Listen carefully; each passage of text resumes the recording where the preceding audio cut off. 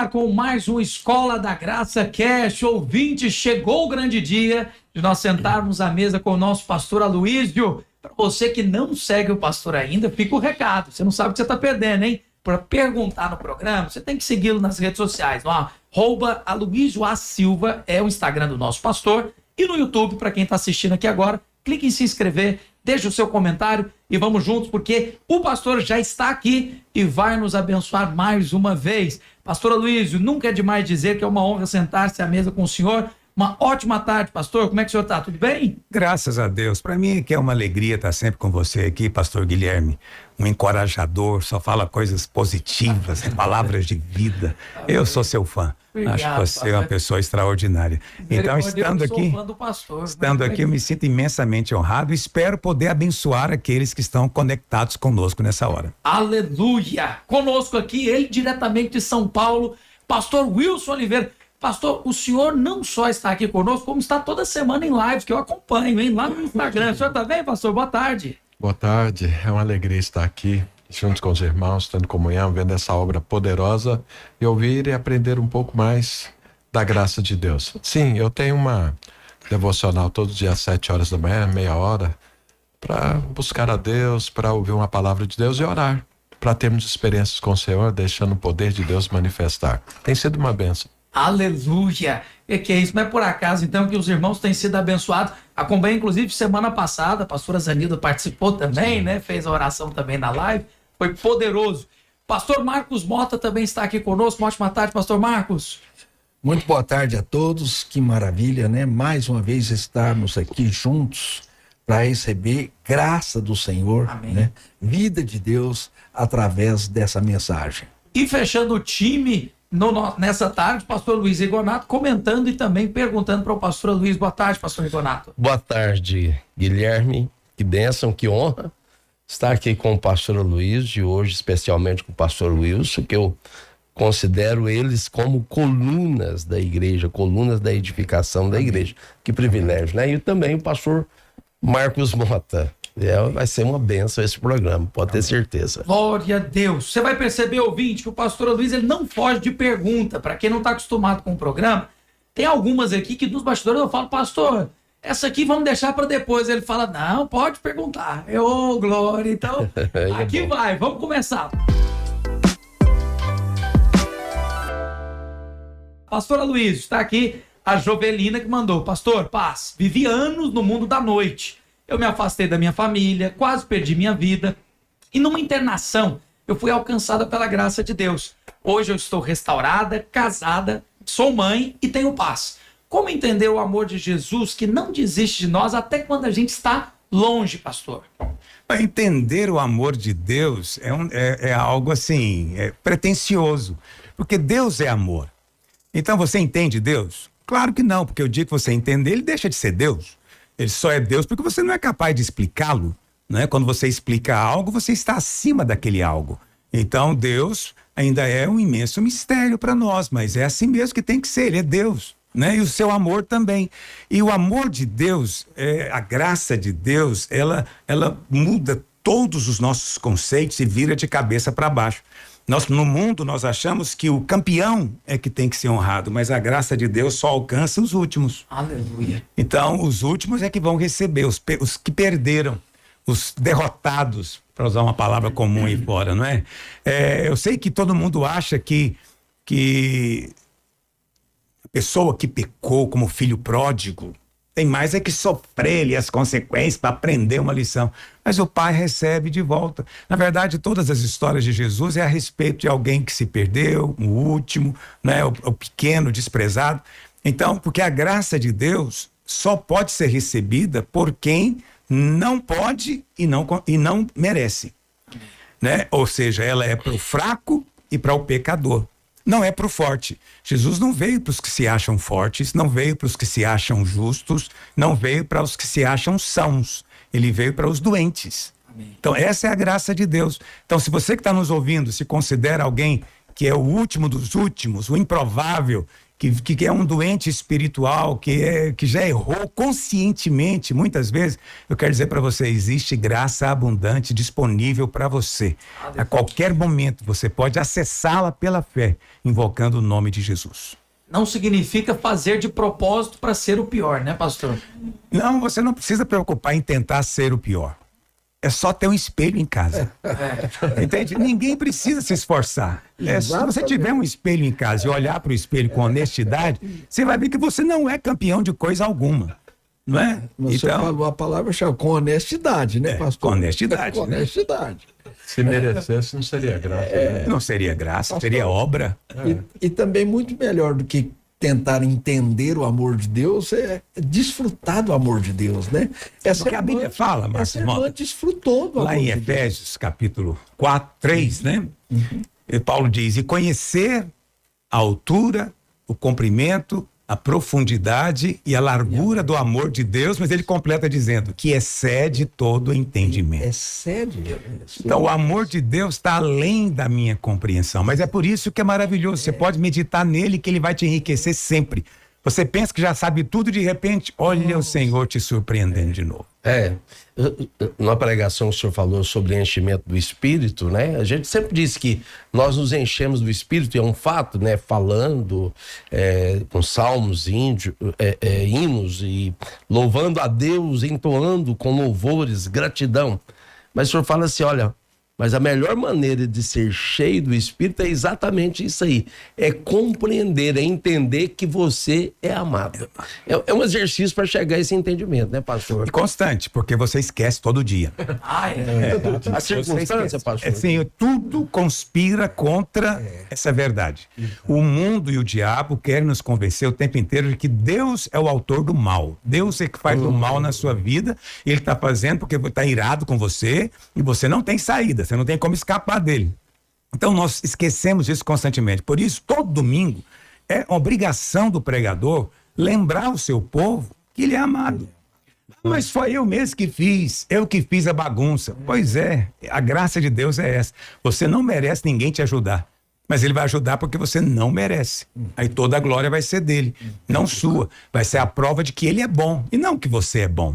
Não é? Mas todo domingo é importante lembrar as pessoas, mas como nós falamos aqui algumas semanas atrás, o dia da ceia é o pior dia da semana. Um dia de condenação. Dia de condenação. Ele tem medo de ir para o culto, ele tem medo de comer a ceia e cair para trás morto. Entendeu? Quer dizer, olha que ideia que ele tem do amor de Deus. Né? Ele está o tempo inteiro com aquela conversa, muito comum no meio pentecostal. Deus é amor, mas é justiça também. Ele está o tempo inteiro crendo que a justiça prevalece sobre o amor, mas é o contrário. O amor prevalece sobre a justiça. Não que o amor nega a justiça, mas o amor desceu à terra, se fez homem para cumprir a justiça. A justiça está satisfeita, porque o amor se sacrificou. Porque eles ressaltam muito, né? Deus é fogo consumidor. Parece que o crente está mais consciente do fogo consumidor do que o grande amor. Pois é, que sobrepõe. Quando eles falam de fogo consumidor, estão falando da ira. Eles estão dizendo, Deus é ira consumindo o tempo inteiro. Não, a Bíblia não fala que Deus é abundante em ira. Mas a Bíblia fala muitas vezes, né, que Deus é abundante em graça. Suas misericórdias não têm fim. Nunca diz que a sua ira não tem fim. Não é verdade? E esse versículo de Hebreus que fala que Deus é fogo consumidor, você tem que confrontar também com o capítulo 1, que diz que ele faz dos seus ministros labaredas de fogo. Se você é ministro de Deus, filho, você tem a natureza de Deus, então você é fogo também. Mas eu não estou vendo o fogo aqui, é porque está dentro de você por enquanto. Mas vai chegar o dia que vai se manifestar. E você sabe, fogo com fogo, ele não pode se ferir. Aleluia. Então você foi chamado para viver do seio de Deus. Se ele é fogo e você é fogo, você está em casa. Agora, se você não é fogo, aí o fogo consumidor de Deus vai ser o inferno para você. Mas você mudou a natureza. Por isso que o inferno não tem poder na sua vida. Se você chegar no inferno, você só esquenta ele um pouquinho mais. Aleluia. Porque você é fogo. A natureza de Deus não mudou, né, pastor? Ele continua sendo amor e graça, mas para aqueles que se perdem, o amor e graça de Deus se torna juízo. Pastor, Porque desprezaram. Como você disse, o entendimento, a gente não sabe até onde a gente vai com ele. Mas uma coisa que o pastor Marcos Mota diz, que não pode faltar é desfrutar.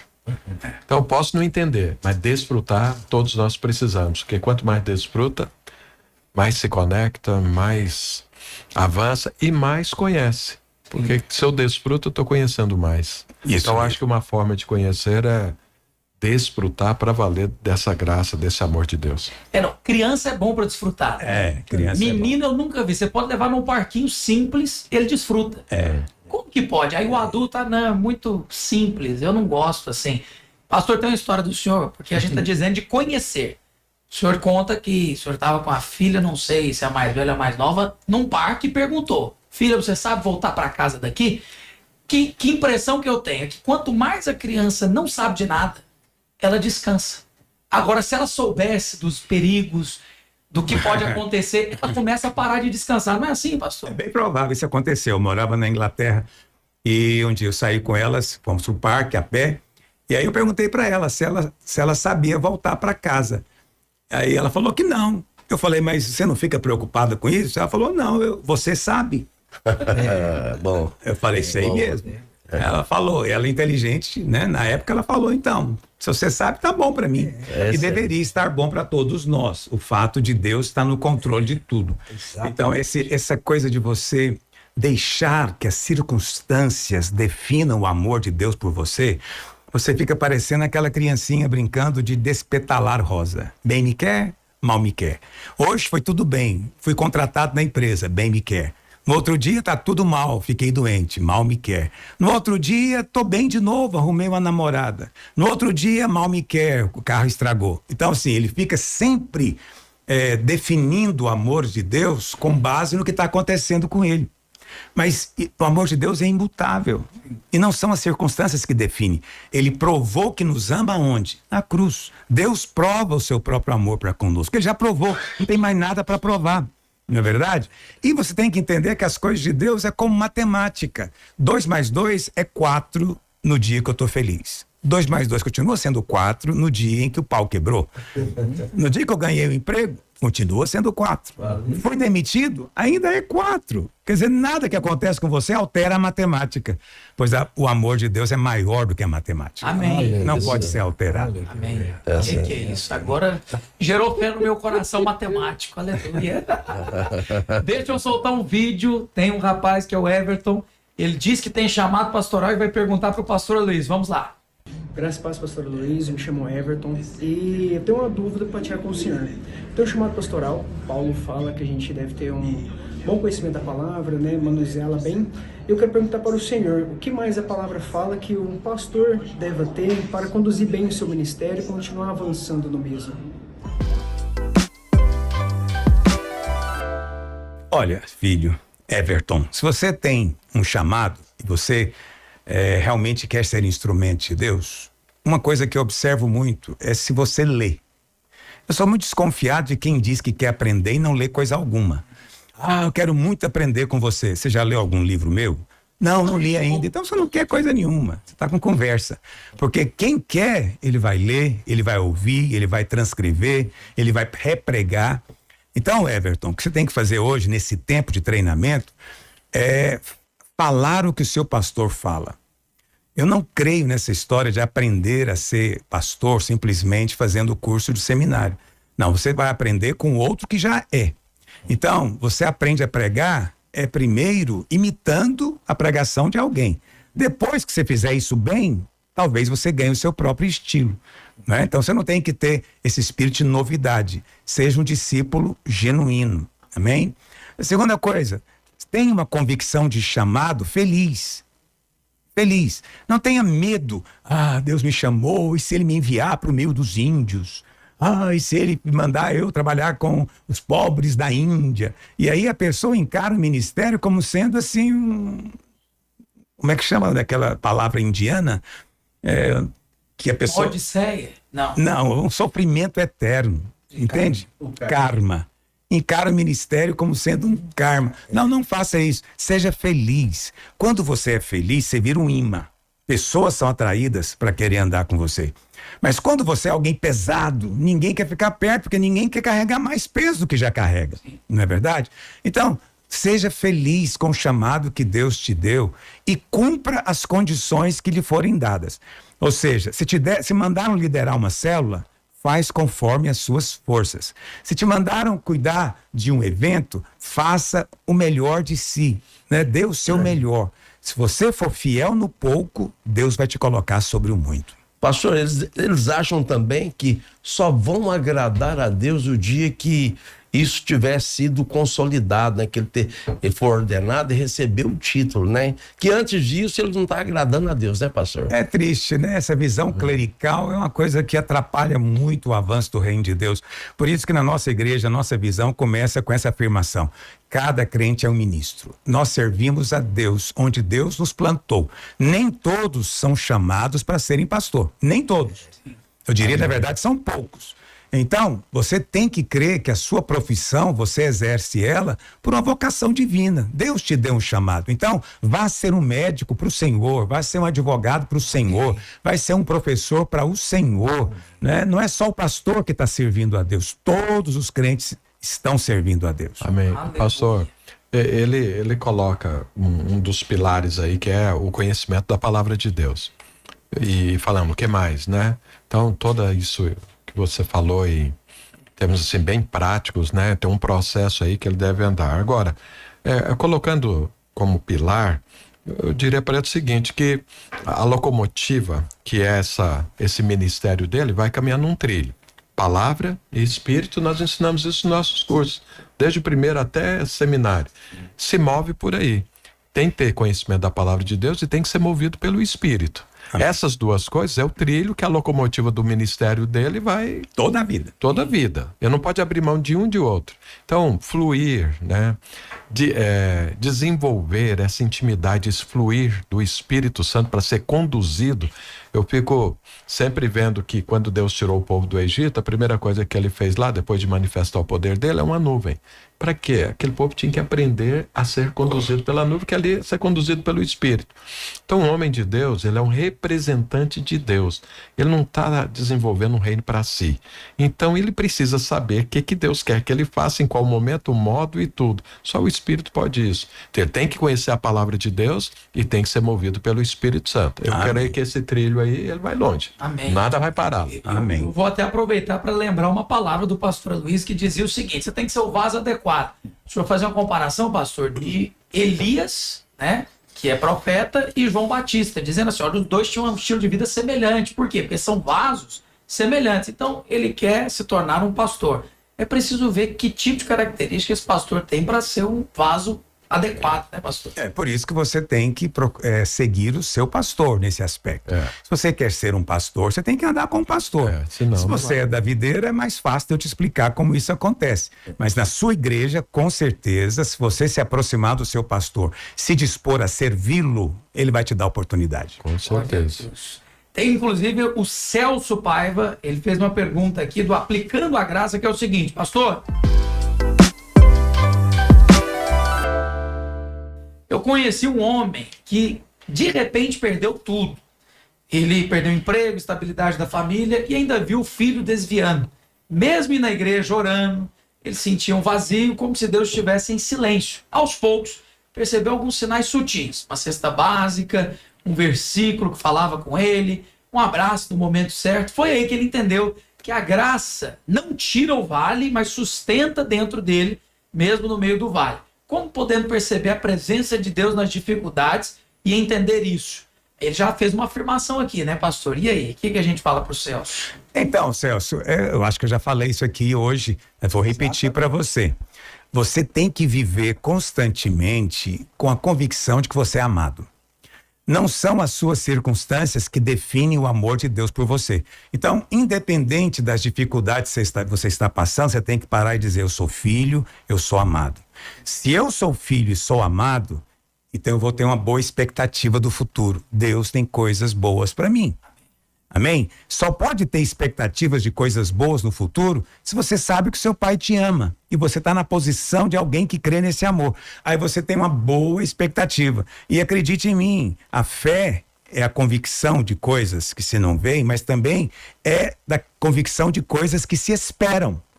Então, você que tem uma boa expectativa, você vai dizer o quê? Hoje, realmente, eu perdi o emprego, mas eu tenho certeza, Deus tem um melhor para mim.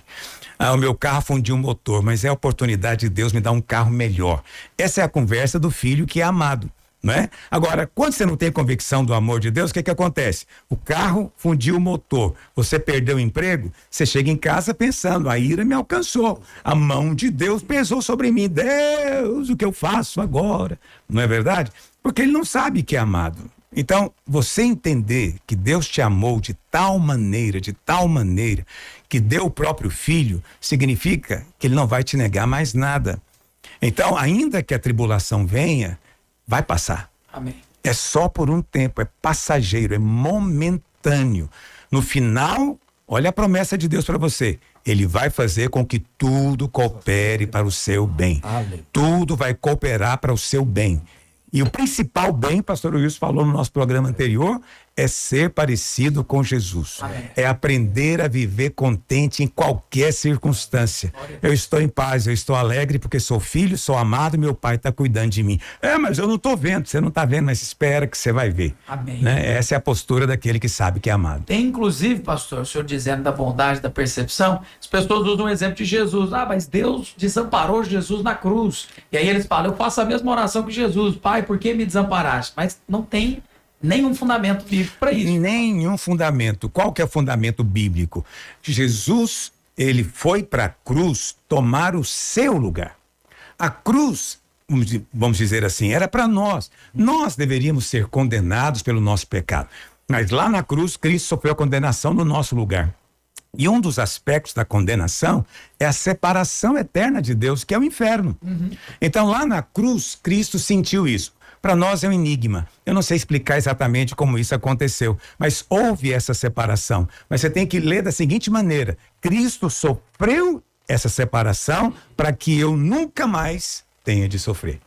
Ele gritou, Deus meu, por que me desamparaste? Para que eu agora possa gritar o quê? Deus meu, como me amaste?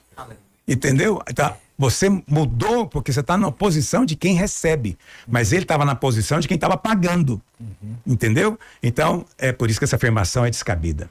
Glória a Deus. E tem a de Jó também, né, pastor? Deus tirou tudo de Jó, tá tirando de mim também agora. O que Jó disse, né? Você conhece a história, né? Ele perdeu no mesmo dia os filhos, os bens, perdeu tudo. E ele fala o quê? Deus deu, Deus tirou, bendito seja o nome do Senhor. Aleluia pela resposta dele.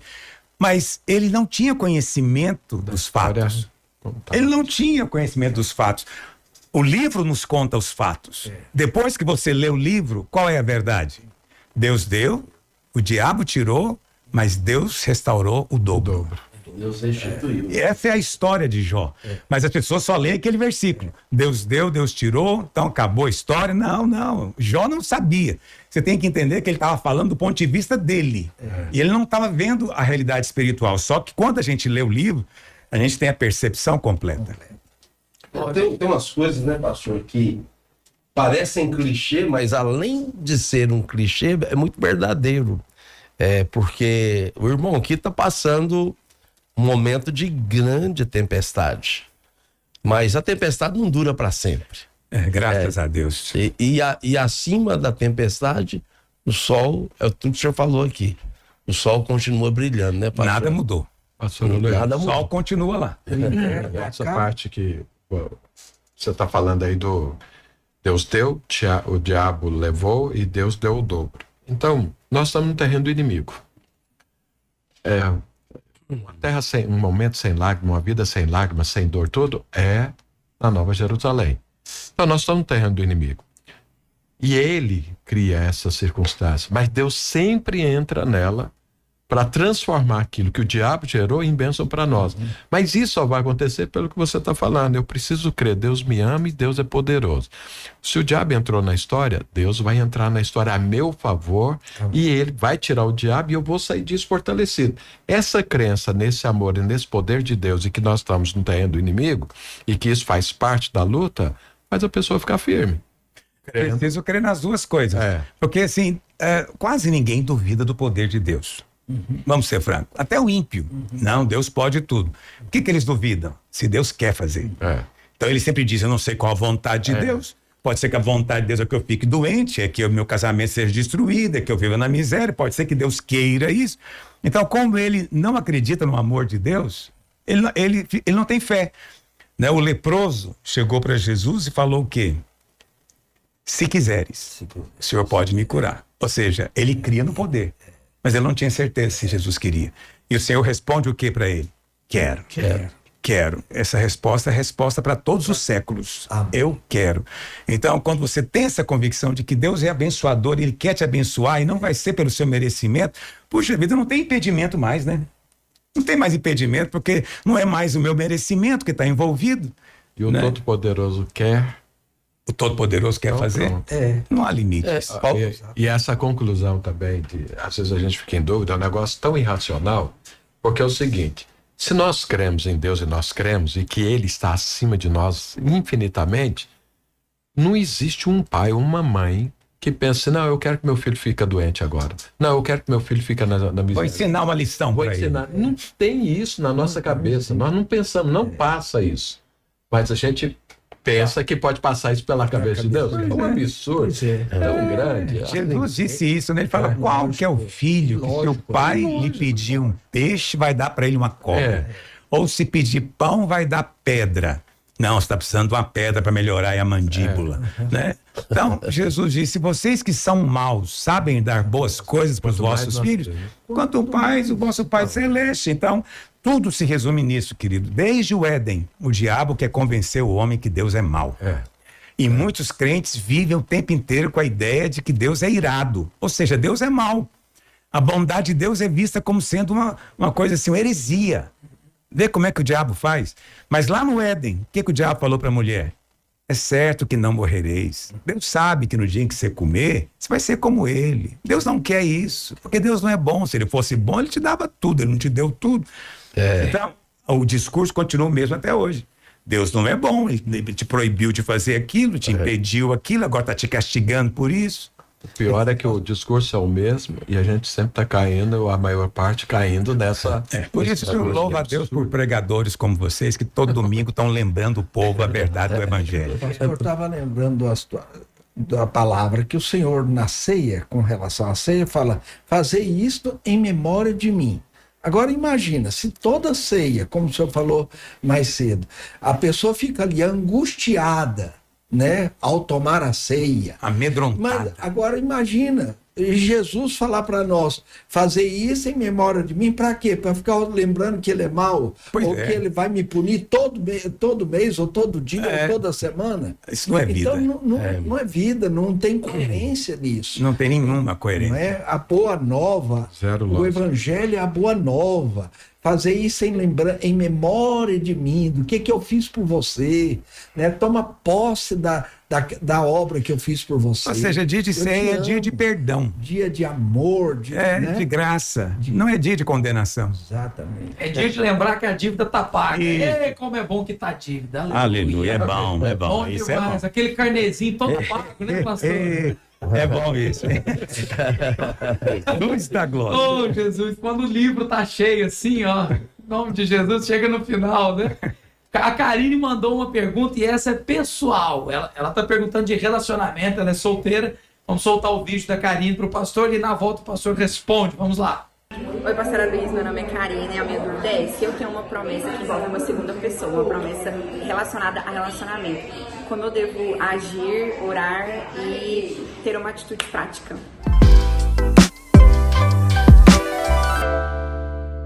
Então, a primeira coisa que você tem que saber é o seguinte, Deus precisa te mandar um recado a respeito de algo tão importante, sendo que ele habita dentro de você, na pessoa do Espírito Santo, e pode falar com você. Ah, pastor, mas você não crê em profeta? Creio, mas eu vou te falar uma regrinha simples, que você vai se lembrar, Karine. É o seguinte, quando um profeta profetizar para você, ele nunca vai falar de algo novo. Ele vai apenas confirmar algo que Deus já falou no seu coração. Se Deus nunca falou no seu coração a respeito dessa pessoa que supostamente você deve se casar, com certeza essa profecia não é de Deus. Nunca se case porque alguém falou que Deus disse que você tem que casar. Não, o Espírito Santo vai testificar dentro de você, ok? Agora, se você já está ali com ele, né? Tá tendo aquele ambiente ali, aquela química toda, mas você está insegura, meu Deus, será que eu vou ou não vou nesse relacionamento? Aí Deus manda o profeta e fala, vai em frente, o Senhor é contigo, vai lá, entendeu? Mas veja, a coisa está avançando. Agora, quando acontece de você nunca ter pensado em alguém, porque isso aconteceu comigo, Mesmo? muitos anos atrás, obviamente, 40 anos atrás, era muito comum irmãs chegarem dizendo que Deus falou para elas que eu era o homem da vida delas. E eu sempre dizia, eu falo, mas ele não falou nada comigo. Como é que eu vou entrar nisso, né? E outra, falou com tantas pessoas, como que Deus pode dizer para mais de uma Agora, pessoa? com a minha esposa aconteceu isso também. Mesmo? Sim, eu fui a Cumari, né, para conhecer os pais dela, a gente estava relacionando, mas os pais moravam em Cumari. Chegando lá, eles eram crentes, né? A minha sogra era pastora, meu sogro pastor, e eles, como bons pentecostais, marcaram uma reunião de oração para a gente participar. Eu, aleluia, né? Cantei, toquei violão. E aí, na reunião de oração pentecostal, tem que ter profeta. Se você não sabe disso, estou te contando. Tem que ter. Naquela tinha. Aleluia, nada contra o profeta. E aí a profeta veio, ela não me conhecia, pegou na minha mão, pegou na mão da minha esposa, que na época não era minha esposa, e juntou. E falou assim, eu estou unindo esse casal, diz o Senhor. Foi um negócio forte, né? Aí, quando acabou, eu falei pra minha mulher, olha, ela não era minha esposa ainda. Falei, se você tá alegrinha, achando que eu vou casar com você porque a profeta falou, você tá enganada. Deus tem que falar comigo. Mas eu já tinha falado. Mas eu tinha que falar isso para ela ganhar mais temor. Porque eu percebi um sorriso leve do lado. Um leve sorriso. A convicção foi completa, né, pastor? Tenha muito cuidado com essa coisa de profecias de relacionamento. Não caia nisso. Deus vai falar com você primeiro. Amém. Luiz, eu creio que ela disse que recebeu a promessa. Então a primeira coisa que ela está pedindo, coisa prática. Ela tem que saber perguntar para a pessoa se Deus falou com ele também. Porque se não falou, ou ela vai ficar... Mas é duro, hein, meu? Ué, mas tem que ser, porque ela quer uma coisa prática. Fulano, Deus falou com você em sonho esses dias? Você tem ouvido algo de Deus? Não, nada. E ele não te falou sobre relacionamento, alguma coisa assim? Seu nome não apareceu assim não no tem. coração. Por acaso você não sonhou comigo? Pois é, aí se a pessoa falar que não, é muito difícil lá perguntar, ela vai ficar lá parada esperando, porque ela quer uma coisa prática. A coisa mais prática é perguntar para o outro. Porque se Deus falou só para o lado dela e não falou para o outro... Mas tem gente que é meio doido. Ele ouve a promessa e já vai comprar o vestido de noiva. É verdade. Misericórdia. Entendeu?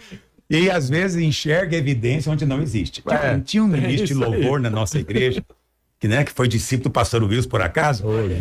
Ele era um menino precioso, né? Dirigiu o louvor. Mas aí uma moça, tadinha, ela não era realmente assim, 100%, assim, ela tinha um pequeno problema mental.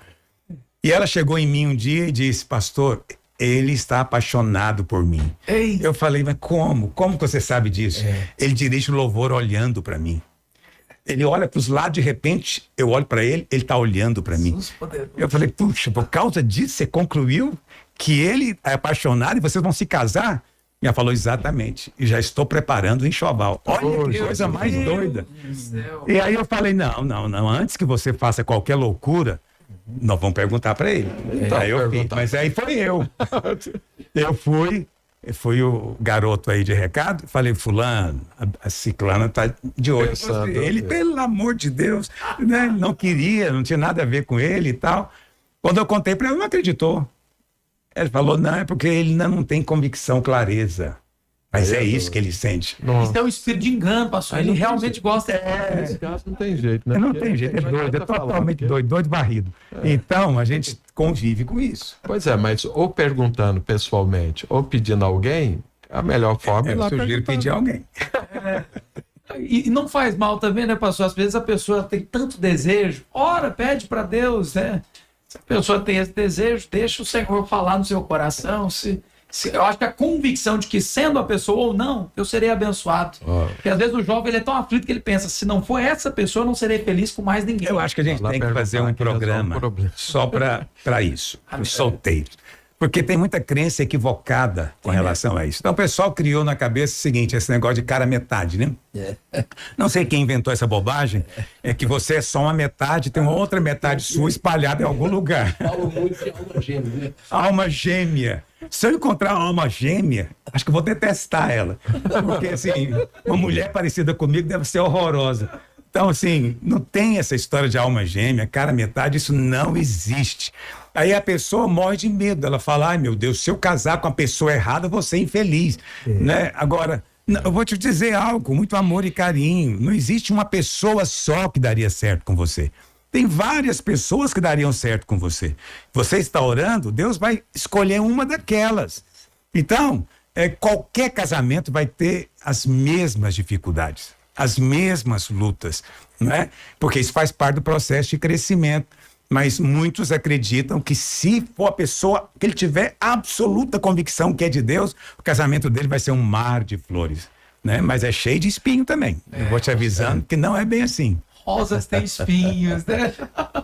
Eu acho que se aplica, né, pastor Luiz? Porque Paulo fala assim, ó, ninguém pense de si mesmo além do que convém, né? E assim, essas pessoas, quando elas têm convicção, como o senhor contou a história aí de alguém que achava que o ministro de louvor estava de olho nela, geralmente é quem pensa de si mesmo além do que convém, né? Quem se acha maravilhoso, né? Tem que se achar maravilhoso. Tem que se achar para achar que Olha alguém... o tamanho da igreja. São milhares de pessoas reunidas, mas ele está olhando para ela. Oh, meu Deus. Porque ela é sensacional, né? E quando alguém toma um toco, né? Como a gente diz que é rejeitado, como que rejeitou? Eu sou tão incrível, né? Você não podia fazer isso comigo, né? Claro que não, que você é maravilhoso. Quanto maior a mágoa, maior o ego. É terrível. Sabe que tem uma história engraçada sobre esse ser maravilhoso, né? Você também achava que era? Eu tinha um amigo meu que morava comigo. Um dia, numa festa, ele virou e falou, centro. Eu falei, o quê? Ele falou, centro.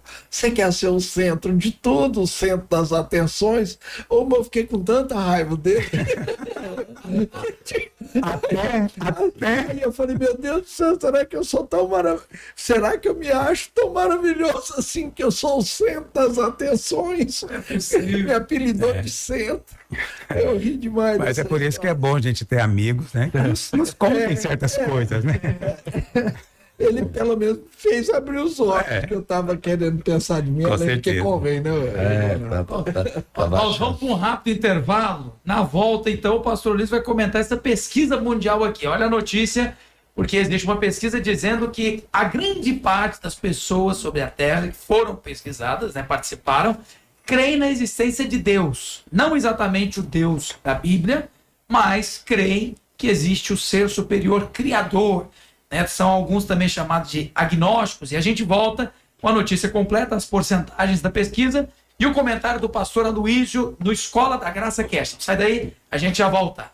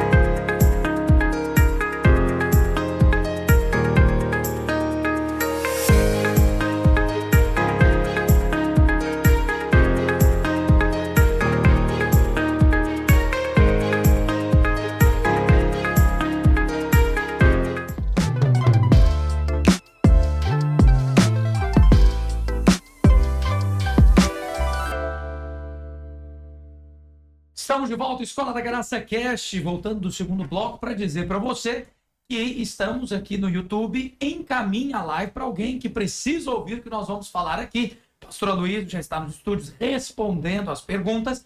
E aqui vai a notícia para ele comentar no Perspectiva da Graça. Coloca na tela para nós, então, a notícia. Pesquisa mundial revela que a maioria das pessoas acredita em Deus. Então, essa é uma pesquisa que foi divulgada em abril de 2025 e conduzida pela Gallup, Sociedade Bíblica Britânica, e eles dizem o seguinte: a maioria das pessoas do mundo ainda acredita em Deus ou em um poder superior. Intitulada a iniciativa Patmos, a pesquisa ouviu 90 mil pessoas em 85 países diferentes ao longo de 3 anos e analisou diferentes contextos culturais. Eu vou direto então às porcentagens. 75% da população nunca teve contato com as escrituras, dizendo aqui isso no Reino Unido. 62% ainda creem em Deus.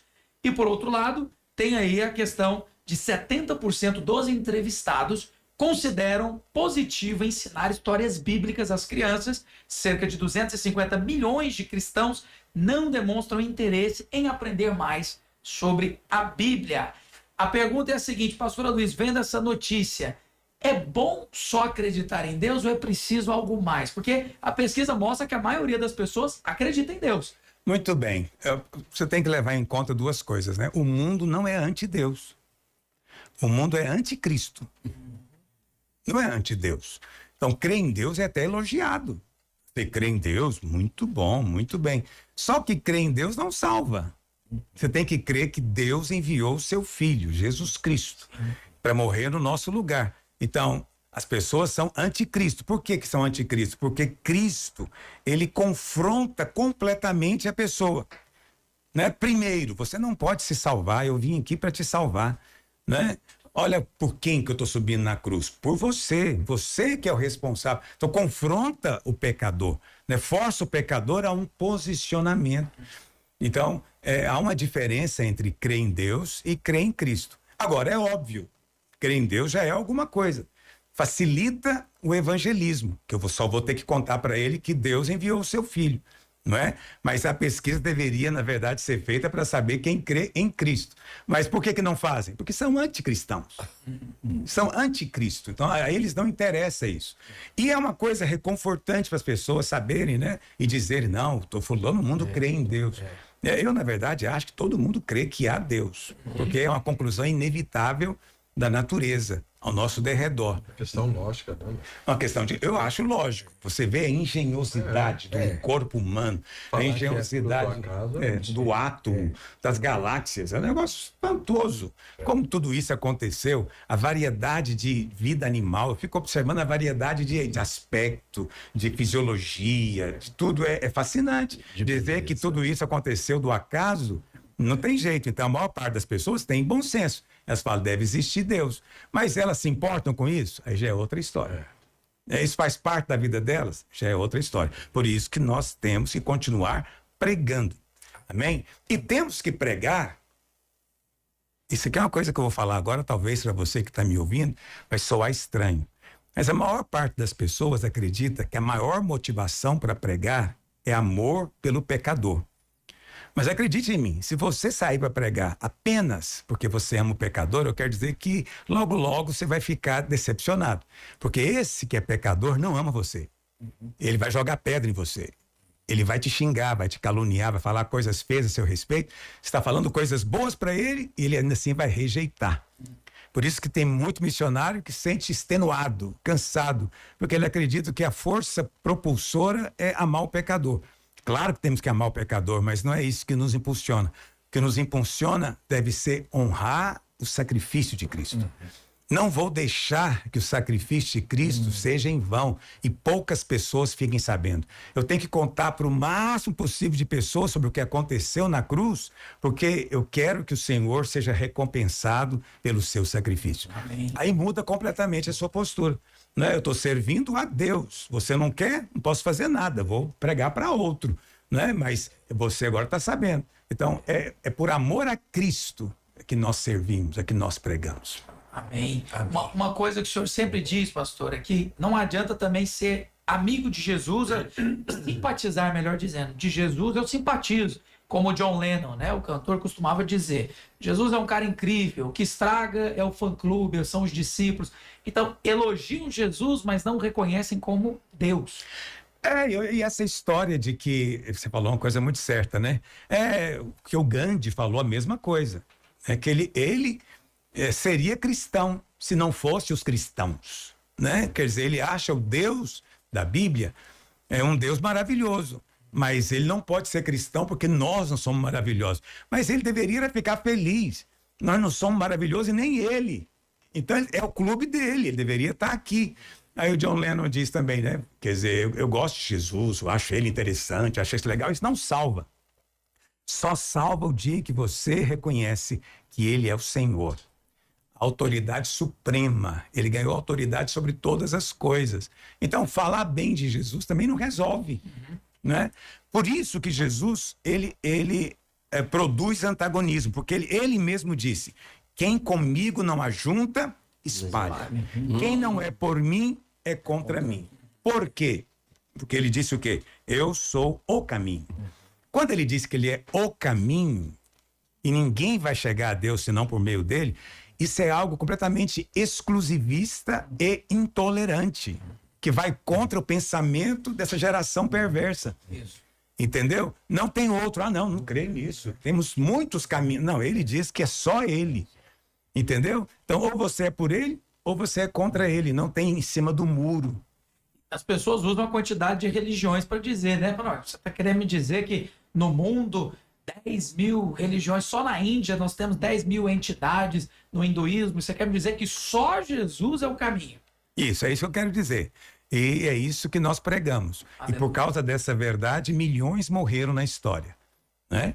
Só pergunte para ele se esses seguidores querem morrer lá pelo seu Deus. Sim. Não Pastor, quero. deixa eu fazer uma pergunta aqui com o pastor Wilson, que é pastor da videira, é supervisor, né, do Conselho Apostólico, que está na maior cidade, ou entre as maiores cidades da América Latina. Do mundo. Do mundo, né? São Paulo. Não sei qual a colocação, mas é entre as maiores do mundo. Está classificado como ele, o pastor Wilson mesmo vai dizer isso.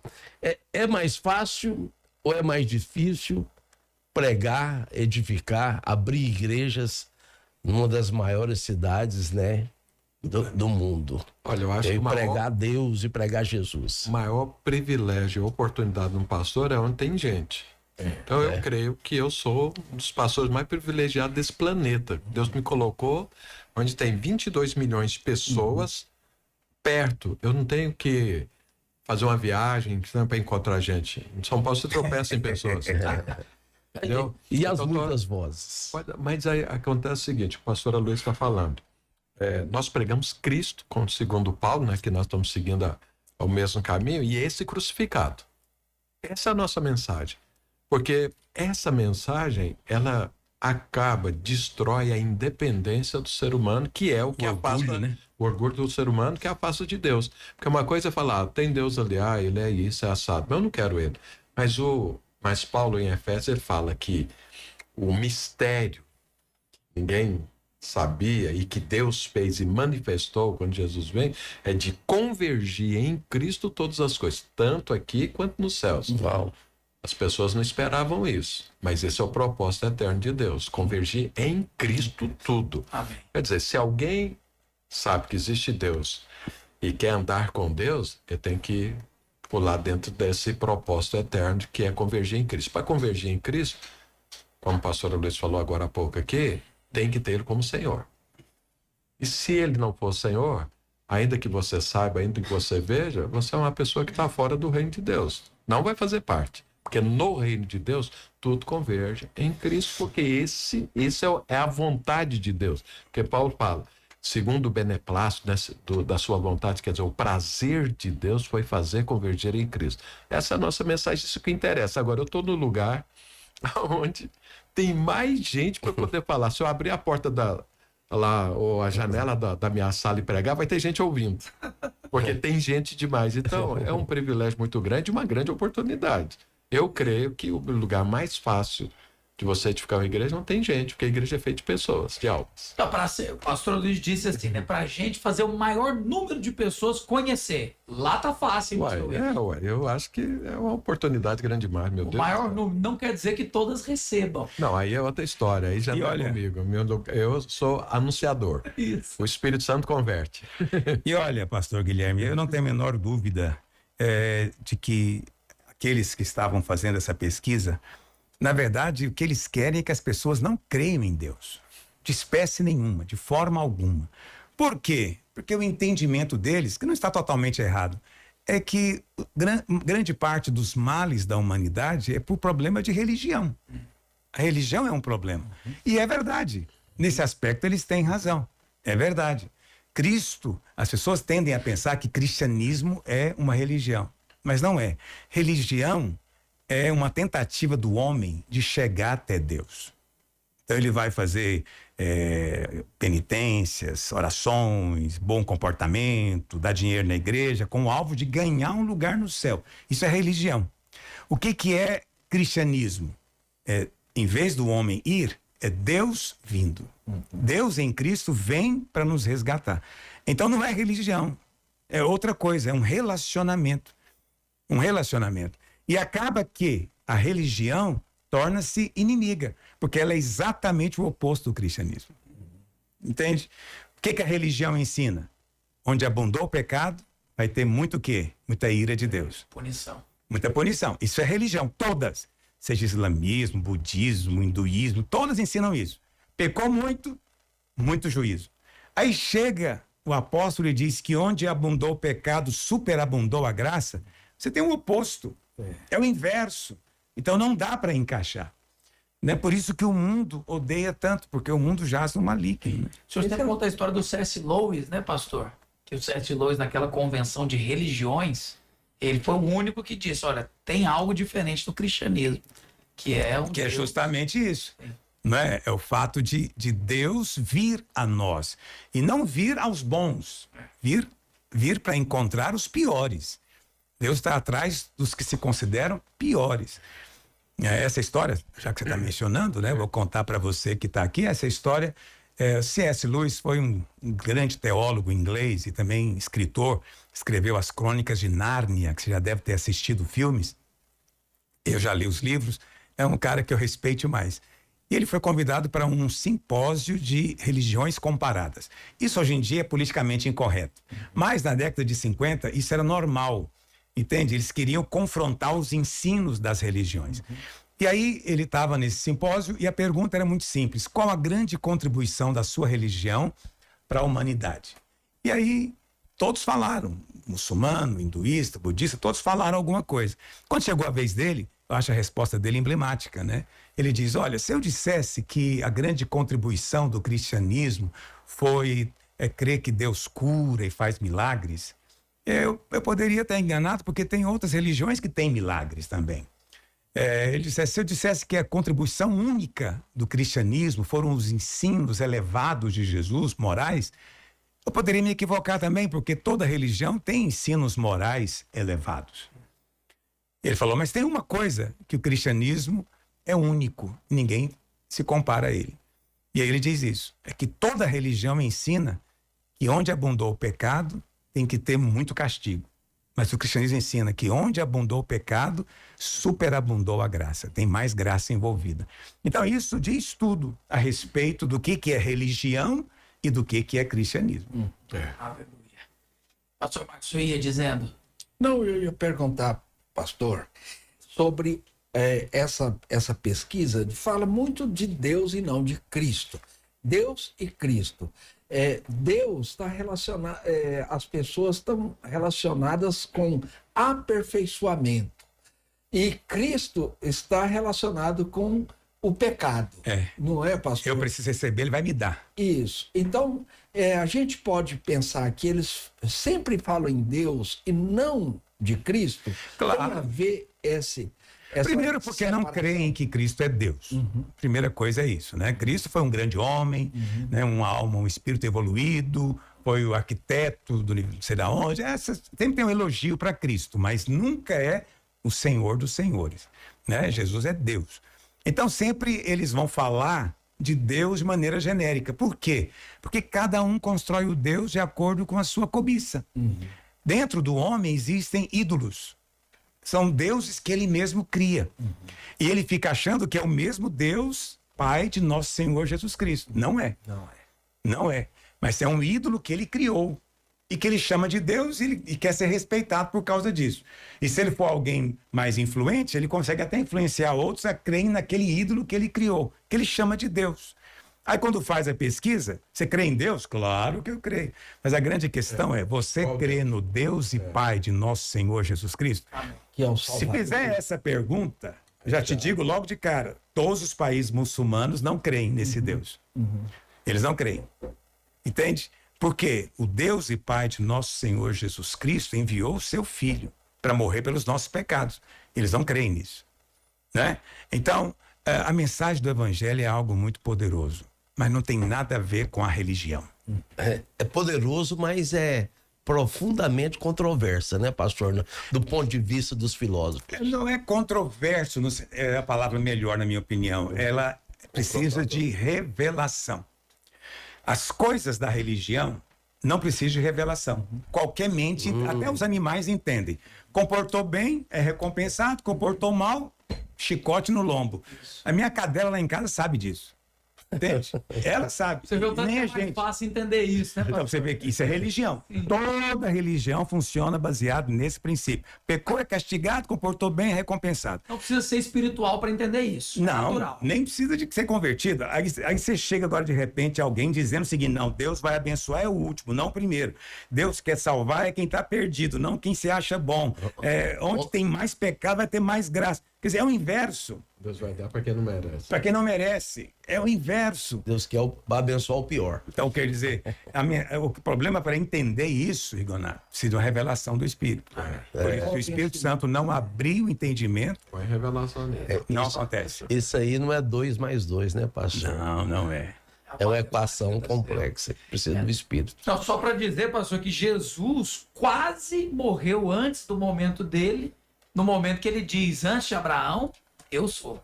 Porque até então, acho que os fariseus toleravam Jesus, né, pastor? Mas no dia que ele cravou, eu sou Deus, Quase pegaram em mataram. pedra para matar ele. Exatamente. Ele fala, por que vocês querem jogar pedra em mim? E aí ele fala, porque você está se fazendo igual a Deus. Quer dizer, os caras entenderam. Eles eram inteligentes, eles entenderam o que Jesus quis dizer. Só não aceitar. Mas o Senhor sabiamente falou que você nunca leu no Salmo que vós sois deuses, sois todos filhos do Altíssimo. Então Jesus coloca eles também na situação difícil. Não pode apedrejar, porque ele está dizendo que eu também sou. Entendeu? Mas é óbvio que naquele momento Jesus estava revelando-se a eles, dizendo, antes que Abraão existisse, eu sou. O único que pode dizer isso é Deus. Deus só que é eterno. Entende? Que existia antes de nascer. Só Deus, né? Isso é maravilhoso. Por isso não tem meio termo, né? Porque por uma isso- afirmação dessa de Jesus, ou ele é maluco ou ele é O Deus. próprio C.S. Lewis fala isso. Isso é chamado de axioma de Lewis. Hoje eu estou dando aula de C.S. Axioma. Lewis para vocês. O que é o axioma de Lewis? É o seguinte, é que todo homem tem que se posicionar a respeito dessa afirmação que Jesus fez. Eu sou. Não é neutro, não tem escolha, né? Ou Tem que- antes de Abraão existir, eu sou. E ele mesmo diz, só tem 3 respostas possíveis. E ele falou, a primeira, mentiu. Era mentiroso. Não era Deus coisa nenhuma e falou isso. Ele falou, agora se você crê que ele era mentiroso, não vai sair falando bem dele por aí. Ele era um embusteiro, um enganador. Se ele é mentira, todo o resto que ele falou, Perde o valor. Nada né? se sustenta. Nada se sustenta. Ele falou, segunda possibilidade, tadinho, ele acreditava mesmo que era, mas não era. Ele era doido, varrido. Entendeu? Agora, se ele era doido, varrido, você não pode seguir também. sim, porque você sabe que doido fala que é Deus. Você já viu doido falando? Tem muita piada, inclusive, né? Doido achando que é Deus. Então, mas se você acha que Jesus era doido também, você não pode crer nos ensinos dele, nem falar bem dele. Nunca. Então, só tem essas 2 possibilidades. E mais uma, que é, ele falou a verdade. Agora, se ele falou a verdade e você o rejeita, aí você tem um problema. Ué. Então, Poxa. todos têm que se posicionar. Então, essa lógica é imbatível. Aleluia. É. Que é isso? Eu vou até anotar esse negócio aí. São as 3. É o axioma de ser. Lewis. Axioma de Lewis. Estou preparado para qualquer discussão agora, pastor Luiz. Glória a Deus. Vamos caminhar para o final do nosso podcast, então, porque tem uma participação no último bloco. Isso tem graça. É uma pergunta que, inclusive, o irmão coloca assim: Pastor Luiz, a Bíblia é cheia de sabedoria, mas tem algumas passagens que são mal interpretadas por falta de contexto. Quem nunca ouviu que o dinheiro é a raiz de todo mal? Ou, quando na verdade o problema é que o amor ao dinheiro. Ou então o famoso, tudo posso naquele que me fortalece, usado como desculpa para se achar invencível, quando o texto fala, na verdade, sobre suportar dificuldades em fé. Essas confusões mostram como é importante ler a palavra com atenção, né, pastor? Contexto do coração aberto.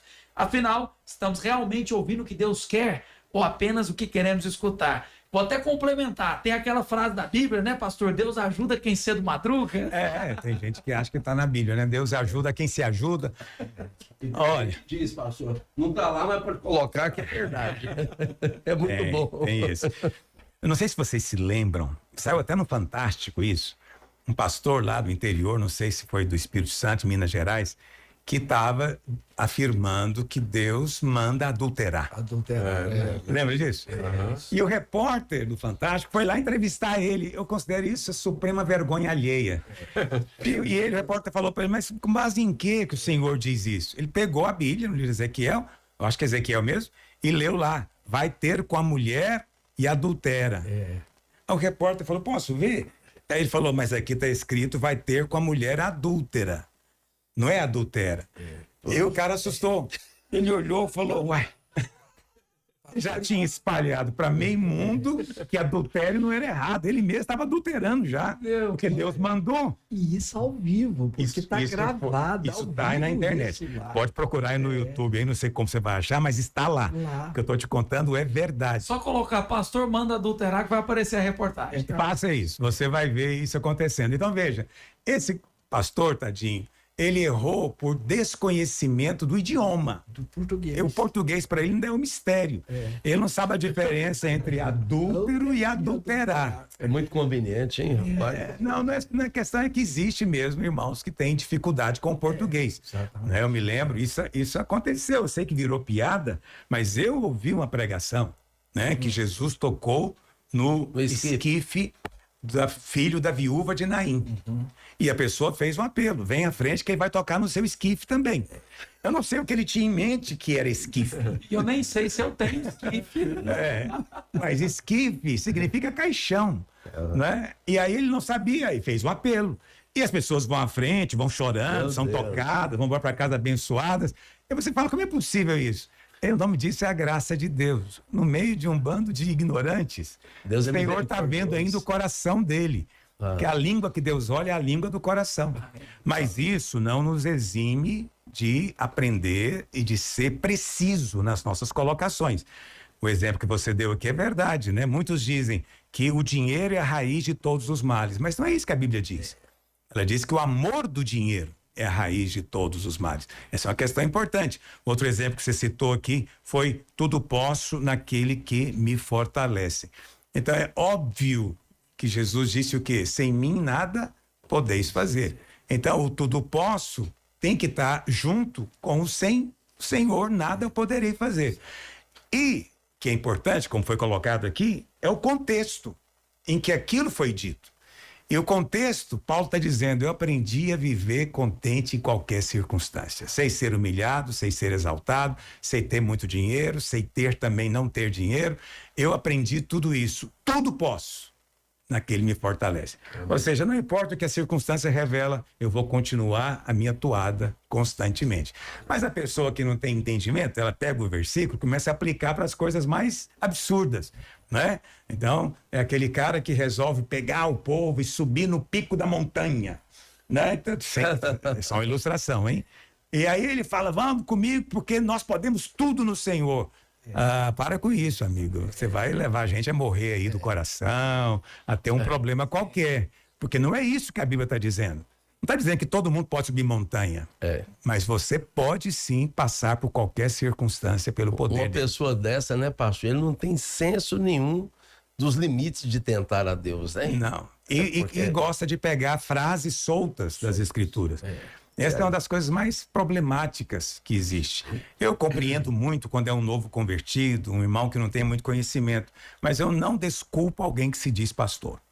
Eu não desculpo, ele vai prestar conta. Por isso Tiago diz, não quereis muitos de vós ser mestres, Puxa porque vida. haveremos de receber mais severo juízo.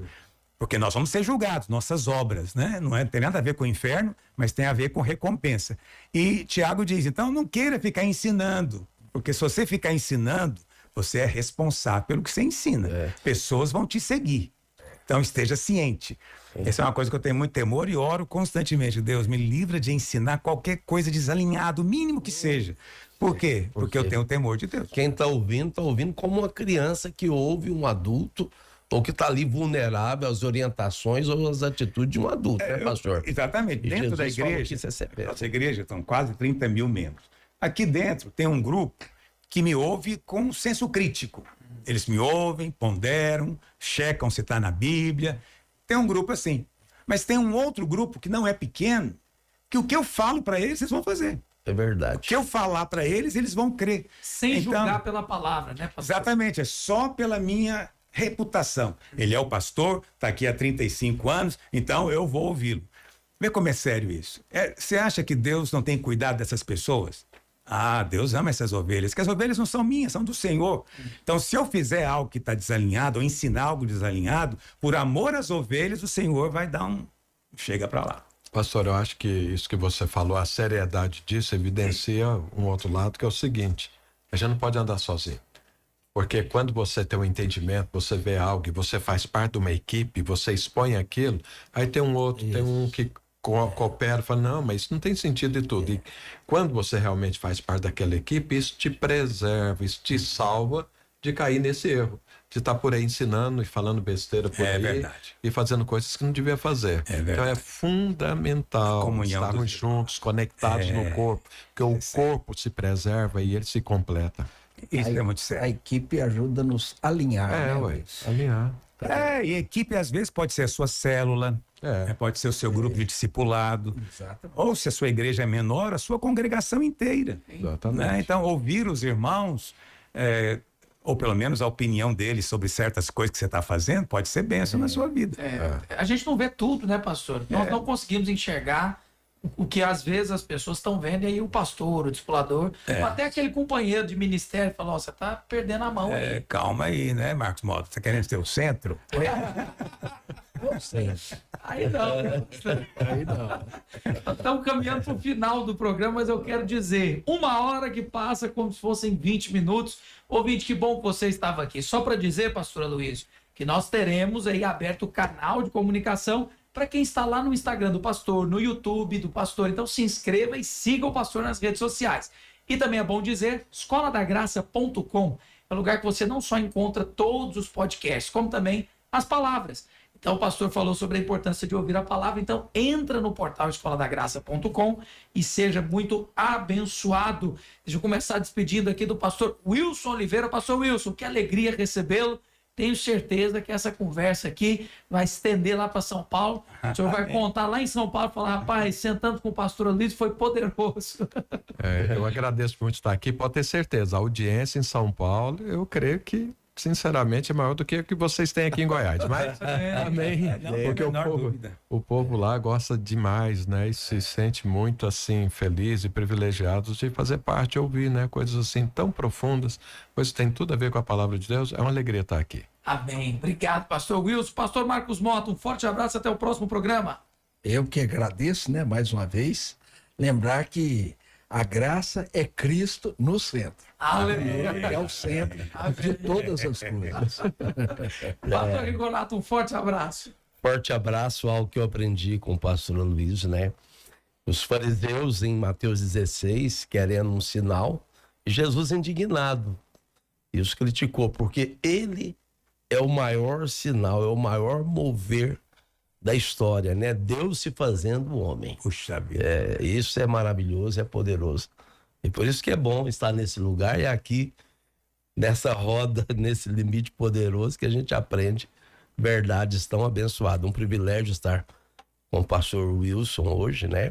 Além do pastor Marcos Mota, que a gente está sempre aqui, e essa honra imensa de sentar ao lado de um homem como o pastor Aloísio. Aleluia. Pastor, enquanto nós conversamos, nós estamos comendo de Jesus, é por isso que é tão bom? Ah, com certeza, né? A gente pensa que é só a pregação lá no púlpito. Não, o compartilhamento é algo muito poderoso. E não necessariamente é algo que você não sabe. Então, você que está nos ouvindo, você às vezes ouve aqui um comentário, imediatamente você sente no seu coração testificar. E você diz, puxa, essa palavra é de Deus. Então você está sendo nutrido, isso é nutrição espiritual. Mas não quer dizer que você não sabia aquilo, né? Todo mundo sabe que é amado.